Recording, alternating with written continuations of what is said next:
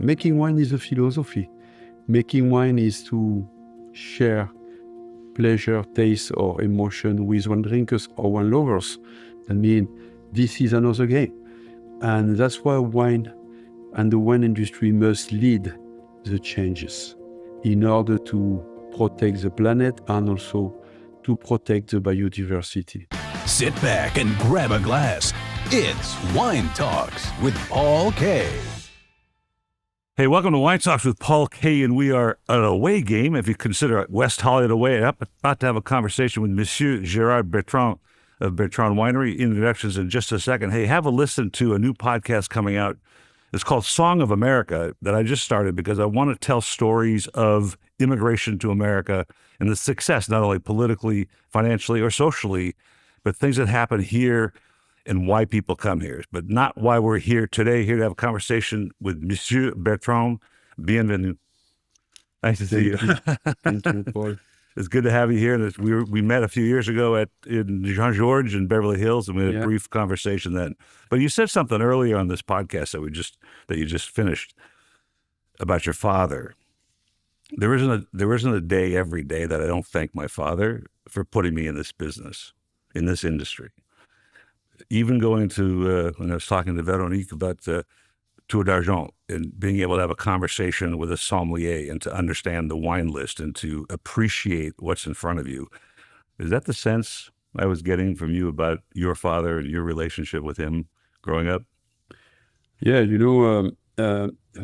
think that the wine industry is a multi-generational business, and you need to be inspired by somebody if you want to have a chance to be successful. Because if you learn by yourself without any experience, you are going to do so many mistakes because we only pick up the grape once a year, and you will be facing many challenges, choosing the grapes and the plots and everything. And my father was a source of inspiration for me because he coached me, and I start to participate with him when I was 10, and then to work 2 months during the summertime when I was a teenager with my sister Guylaine, and then finally to start to work with him before he passed away in 1987. That means I was ready because he taught me at least for 12 years, and also he shared with me his passion. Mm-hmm. Because at the end, you need to be passionate in the wine industry because nothing happens overnight. You said something I've been talking to people about, this once a year opportunity to either make it work or screw it up. And I was looking at your hierarchy, your pyramid of influence on a bottle of wine, and it's really interesting, and it's really important to understand because you start with at the lower rung of the pyramid, which is the larger rung, which is the living soils, which is what's in the vineyard, and then you go to the vintage, which is the surrounding, terroir of that vintage, and then the know-how, and then the power of intent. This is an important conversation to have because there is no other beverage, and you said it was unique already, that has this hierarchy. What else can we make that would follow this hierarchy? Yeah. You cannot find any other drink like wine because, of course, what I am looking for is to try first to find the perfect balance for doing the wine and for making the blend, but also to unveil the sense of place. And for doing that, you need to have living soil, because at the end, if you capture the essence of your terroir, you can deliver in the bottle, and that's very interesting because you have to understand that everything happens in the terroir, because this is the only thing you cannot change. You can change grape variety, you can change the facilities, you can change the people, you cannot change terroir. Because I have this theory. I want to bounce this off you because Monsieur Barnier from Louis Jadot, we talked about this too. That would mean if you did this properly, there are no bad vintages. If the wine is reflecting its terroir and its vintage, then it's a good wine. It may not be as taste the same as the previous vintage. But if it's accurately reflecting the living soils, the vintage, and all in your hierarchy, it can't be a bad wine. Yeah, you have, of course, a hierarchy in terms of vintages. And I do also the difference between good, very good, excellent, and exceptional. There you go. I mean, good is not an option anymore, because when it's good, it's an entry-level wine. Very good and excellent are the category where you want to play. And we reach for excellences. And once every 10 years, you move from excellence to exceptional, not because of you, but because of the weather condition during the harvest. You have a climatic window for 50, 60 days where you feel like you are in heaven. That means you say, okay, may I go today? May I go tomorrow? You never feel under pressure. You take the best decision. And at the end, because you do it, you can capture the best of the best.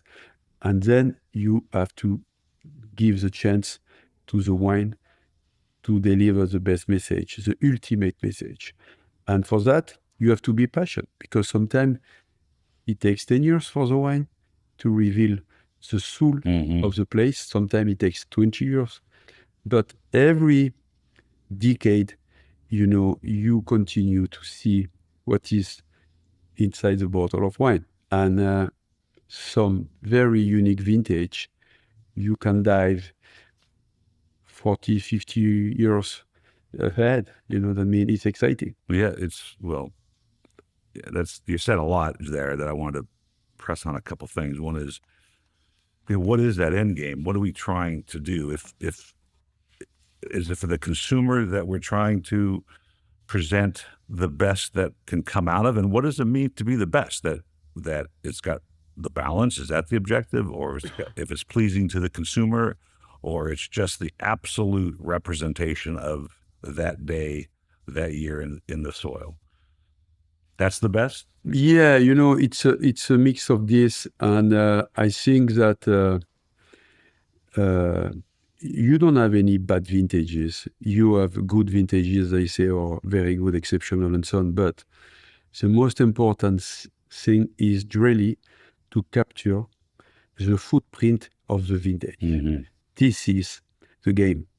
When you capture the footprint of the vintage, you are happy, Makes you happy. Yeah. You taste the happiness now, don't you? Exactly. Exactly.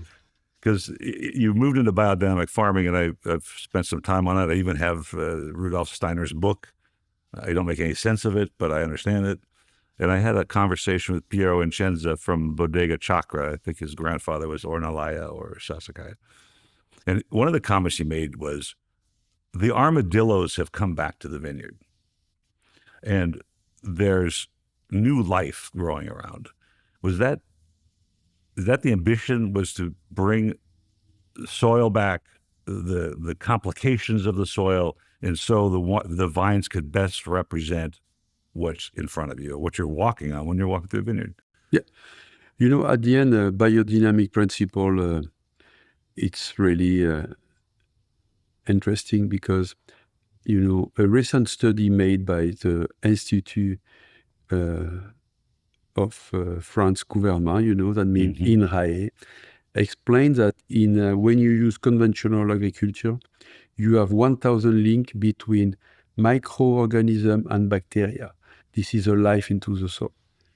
When you use organic viticulture, you move from 1,000 link to 1,500, 50% more life into the soil. And when you use biodynamic principle, you move from 1,000 link to 47,000. I mean, you have 47 times more life into the soil and the subsoil when you apply the biodynamic recipe. It's really a game changer, because at the end, everything in the world happened in 50 centimeters of soil. If you don't have this humus, you don't have any more life into the world. 50 centimeters. Like this. So 50, that's not very much. Yeah, it's nothing. But now in the world, we lose 1 centimeter per year because people use too much chemical products. I mean, viticulture for me must be an example for agriculture, because at the end, with food, we have to make sometimes compromise because we have to deliver enough food for 8 billion people in the world. But for wine, no, making wine is a philosophy. Making wine is to share pleasure, taste, or emotion with wine drinkers or wine lovers. I mean, this is another game. And that's why wine and the wine industry must lead the changes in order to protect the planet and also to protect the biodiversity. I agree that, at least at the level of sustainability, that the wine industry is probably the most natural industry in the world to lead that charge, to be part of the planet's savior, and particularly in the soil. In America, we've completely bastardized and butchered our farms. And that activity you're talking about, the 1,000 versus 1,500 versus 47,000, it's probably less than 1,000 in America, because none of that's happening under the soil. Yeah, we have to remember that sustainability is a concept, is interesting, but the planet is sustainable. Human beings are not. Yeah, you're right. It has sustained itself for millions of years already. Exactly. Right? So I mean, it's not. So the idea is with the biodynamic farming. This is the part that I love to talk about, because we now have using the farming techniques. And one of the concepts that was brought to my attention was if the Earth's gravitational pull, or the moon's gravitational pull, can affect 7/10 of the Earth, all the oceans, high tide, low tide, and our body is 90% water or 95% water. Imagine what it can do to a vine in our body, what's happening to our body and the vines when you farm biodynamically. But at the bottom, when it gets down to the subject matter, and you're talking about happiness in a bottle, you're talking about sharing it with your friends, and this is the uniqueness of wine. We don't do this with bourbon. We don't do it with French whiskey. We only do this with wine. And this is a difficult question, because I've never got an exact answer, except from one person who studied wine in the Bible. Why? They can tell us the tap roots are getting its nutrients from the shale soil, and they can tell us the progress of that nutrient, but they can't tell us why wine is the only beverage that does this to us. We can't do it with pineapples or apricots. No, because at the end is because of the grace of God. Yes, that's the answer. This is only fruits which deliver after fermentation the aromatic profile of all the other fruits, vegetal, and stones that you can find on earth. That means this is like magic. That's why you can read in the Bible about olive oil, honey, and wine. That's it. Because making wine and finding the right places, you feel like if you are in a sanctuary, and you have many places like that in the world. I mean, you turn to become more spiritual, because a glass of wine first bring people together, and when you start to talk, you stop to fight. But when you dive more into the glass, and when you pour the best wine with good food, great people, you have the capability to create a spiritual communion with people. That's why in all the religion, we celebrate, God with a glass of wine. Mm-hmm. Not only in the Christian civilization, but with many civilizations. That's true. That's why, it's important, because we get lucky, and that's why also drinking wine is giving the possibility for people to move from the paradigm of fear to the paradigm of love. This is a switch, And when you start to feel full you with a glass of wine, when you feel also the vibration in your mouth, the energy coming from the place because people use only organic or biodynamic products. You can feel because this is not something you can measure. You cannot measure the vibration and the energy in the glass, but you feel it. Yes. And at the end, when you go to this level, you can be proud because you understand the essence of humanity, and you can feel connected with Egyptians, the Greek, the Romans, people who celebrate, and now we say, for example, the word symposium. What is a symposium? When you go to Latin roots, is raising a glass of wine. That's the translation. Well, and that leads to this idea. And I had a PR agency reach out to me. Would you mind putting Gisela Kleppinger on your show? I said, what does she do? She goes, well, she's a master's.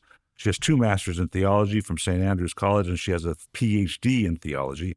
And her whole mission right now is to teach the world about the wine in the Bible.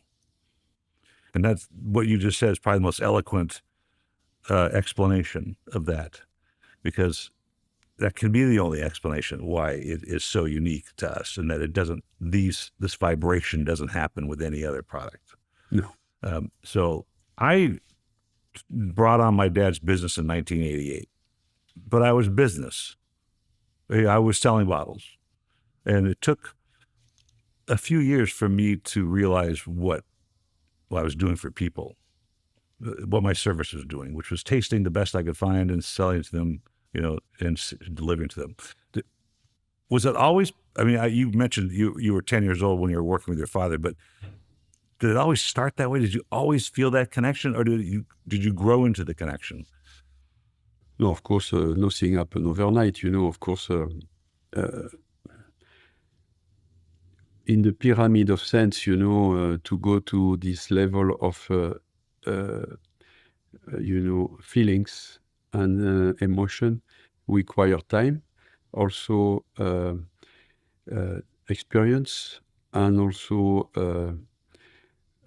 understanding more life, because at the end, when you turn 20 or 30 years old, it's very difficult to have this kind of maturity and experience. That's why, you become better year after year, because we just pick up the grape once a year, and every year is a lesson. Yes, and then, of course, it is important also as a human being for me to sometimes to say, okay, why I am doing that, why I am so passionate about the wine industry, why I have to manage 500 people, and of course, spending time with different kind of part of the business, and it's a dedication, yeah? It's a full-time job. And I think it's because this is not a job, this is not a passion, this is for me a mission. My mission was really to promote the South of France experience at the ultimate level. And then, because I have achieved this, I discover also that the spiritual part was more and more important, because if you lose that, you lose yourself. Yes, because revealing a region in the world of wine require patience, time, and knowledge, and energy. Yes, and if you feel connected at the spiritual level, you keep your level of energy high, and that's important. Yeah, and that's why every year you reinforce your skills, and as soon as you know where you want to go, and as soon as you understand that wine industry is a multi-generational business, you feel relaxed, and you just try to do the best of what you can. That's a great explanation.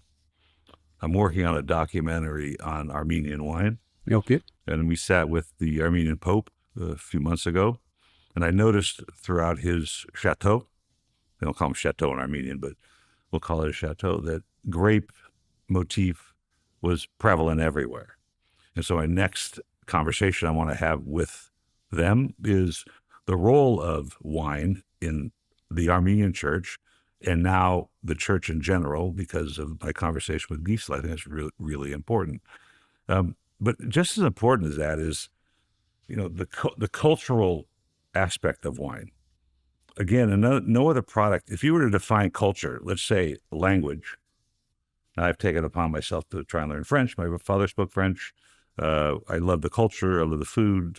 It's just romantic to me. But if you were to take cultural expressions, you'd have to say a language, land if you have it. Wine has to be in the top 5 expressions of culture about who you are and what you are.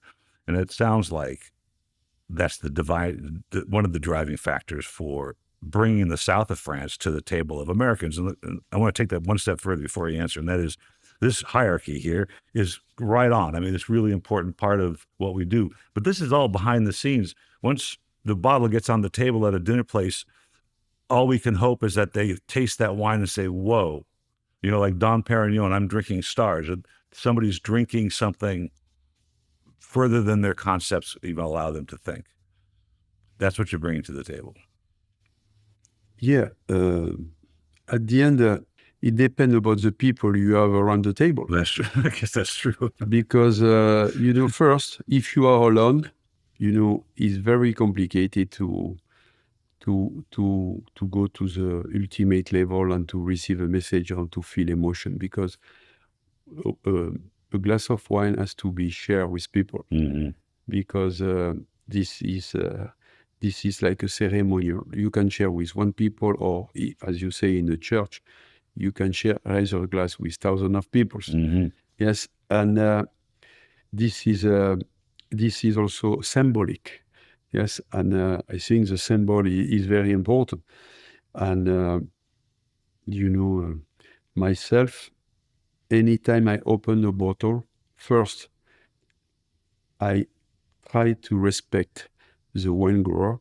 I mean, I try to open the bottle conscientiously to raise a short amount of wine in the glass, to taste it, just to know if the wine is ready to be poured or not. And then I use the best glasses. Of course, I try to pour the wine at a good temperature, and then I start to turn the glass just to try to dive into the bottle, yes, and to try to capture what is the message behind. And if I receive a message, it's even. If I have emotion, it's really good. If I just taste the fruit, I miss something. Yes. The most valuable lesson I've learned recently in Sicily about passion. We were at a seaside village in Palermo, and at a restaurant called CDC. And the greatest amount of respect I've ever seen a sommelier pay to a bottle of wine came from this Albanian somm who came to Italy. He'd been all over the world as well. I think he worked in the UK. And the way he made you feel about what you were about to drink, I pulled him aside, I said, this is the most passionate expression of service and hospitality I've ever seen anybody do. I go, where did you learn this? And it's just in me to do exactly what you just said, to express that bottle of wine to my customers. And didn't push, he didn't, the beauty of it was he didn't know that I'd spent my career in it and I knew what I was reading, but I still wanted his opinion based on the food we were eating. And he made a couple suggestions. I said, no, I want this.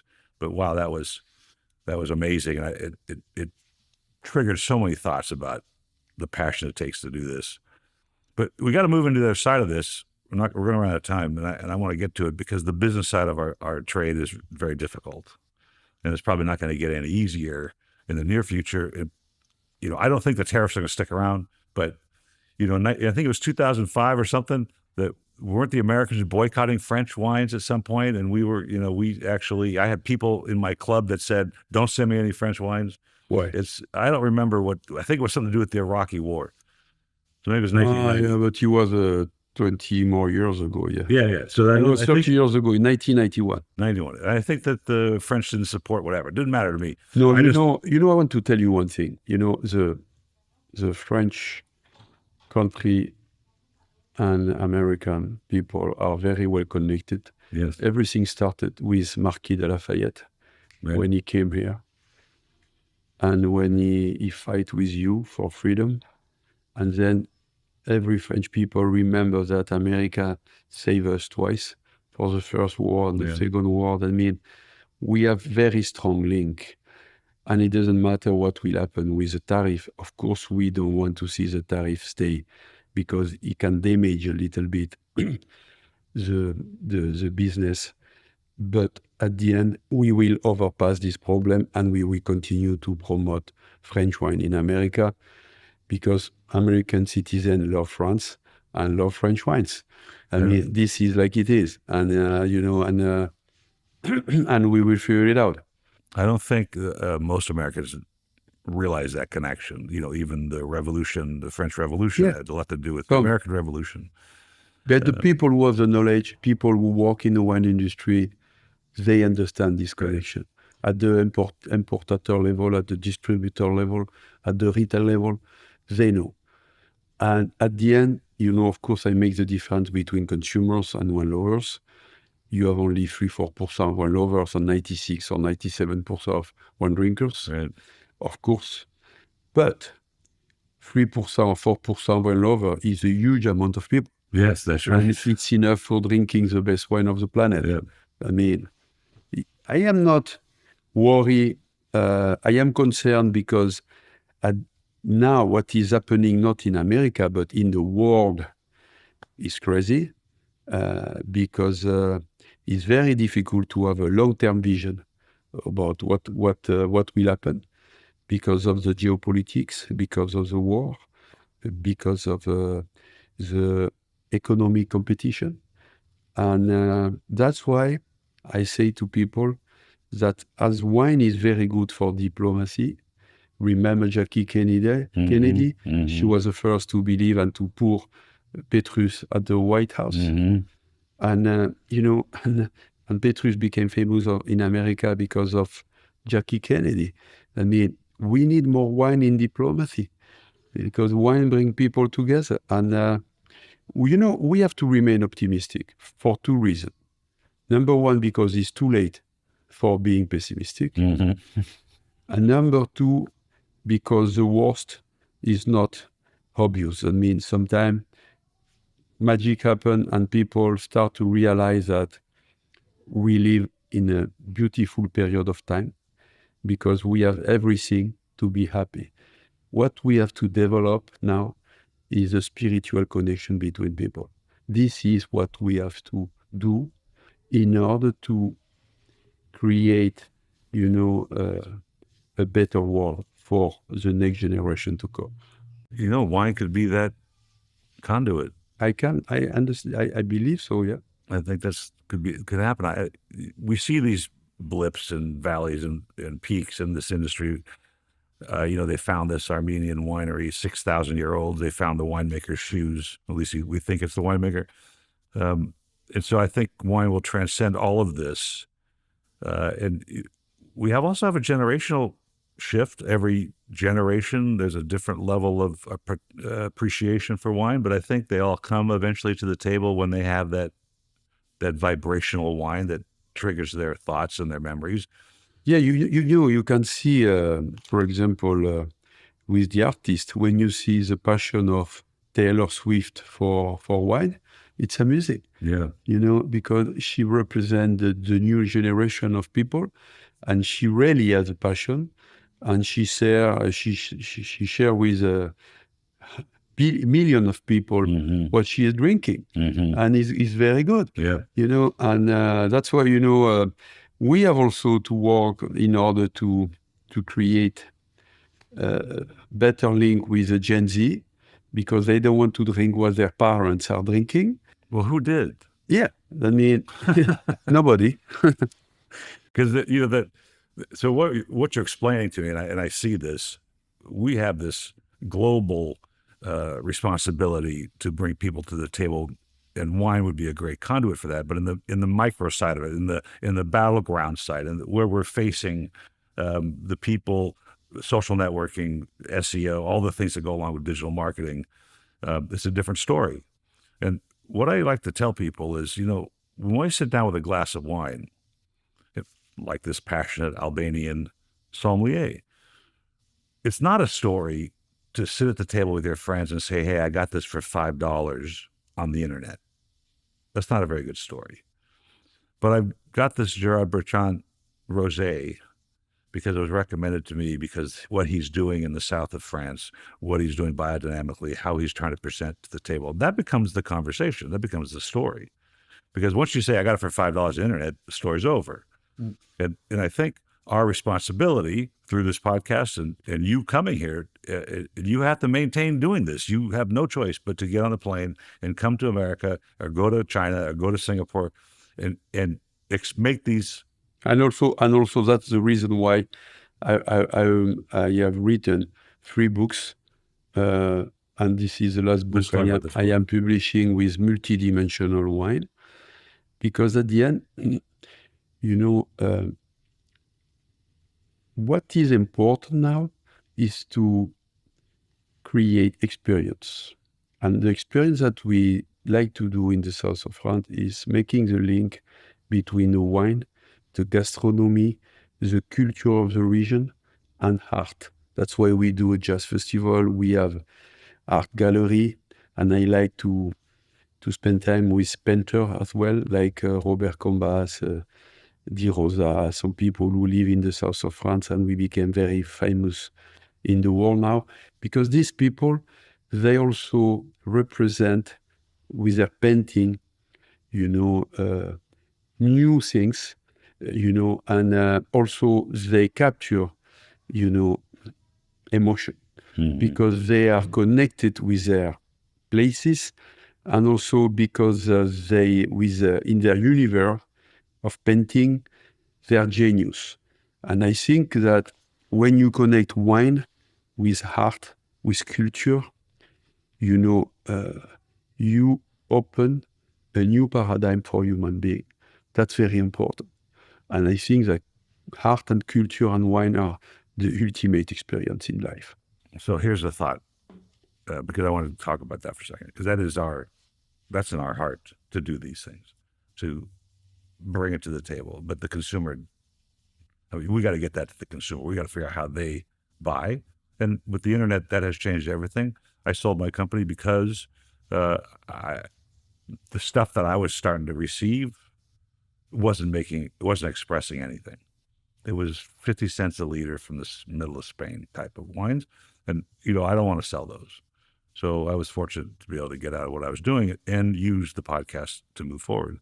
But the global idea of bringing these things to the table and getting these conversations going is completely different than how do we get these people to understand what you're saying. Then we already talked about it. You come to America, you have these explanations. We tell the somm tells the consumer, and the consumer decides whether they agree with you or not at that point. And I think that's just an ongoing fight. I don't think that it ever changes. There's no goal there except to make sure you're doing it all the time, because that's the only way. And you said the word experience. I think experiential innovation is where it's going to go, or is going. You've already have a Michelin star restaurant in your place. You have a place to stay. You can do wine tastings. I think those are the things, so that when a person leaves Gerard Bertrand Winery and they get that bottle at home, that they're sent back to that day every time they have that glass. Yeah, of course. That's why we like to welcome people, and we have a 5-star wine resort at Château Hospitalet. That's why we have 3 restaurants, because at the end, as soon as you develop, a spiritual connection with people, as soon as you feel people being proud and starting to understand the DNA, the culture, and the footprint of the place, they will buy wines, and when they will open the bottle, they will always remember these moments. And, it's like when you do a celebration. You can celebrate a beautiful thing or, and when you open a bottle, you open for a reason. Mm-hmm. And as I say again, when you create a spiritual connection between people, you have done your job. That's why, it's exciting because, of course, you can only sip a glass of wine, like a glass of rosé, a glass of white, just to have fun. And this is good. But when you are conscious, it's better, it's great. Yes. And sometimes you can go to the event and it's an ultimate experience. And for doing that, you have to be conscious. And when you become conscious, you deserve it. Yeah. Because at the end, it's a cycle, and you start from the bottom and you can go to the top of the pyramid if you work hard and if you have the patience to learn about what is going on in the wine industry. We have a lot of kept secrets we want to share with people. But, it's a lesson. It's a lifetime. It takes time. And that's a process. I mean, that's why I remain optimistic. The thing is, a good point is that now you have a big competition between wine, beer, cider, and, White Claw. RTD. I mean, it's a big competition, but we have to accept it. And that's why, we have to share more messages. And that's why I'm happy to share this podcast with you, because what you are doing resonate in the world of wine and above, because you don't know who is going to listen your podcast tomorrow, but you are going to give a chance for some people to really capture the moment. And that's magic. Well, I think we'll leave it at that, since you articulated that very well, that someone will have that glass of wine and will watch the podcast, sense your passion, and give it a whirl. Exactly. Thank you for being on the show. Thank you. We look forward to the tasting. Yeah, thank you. Cheers.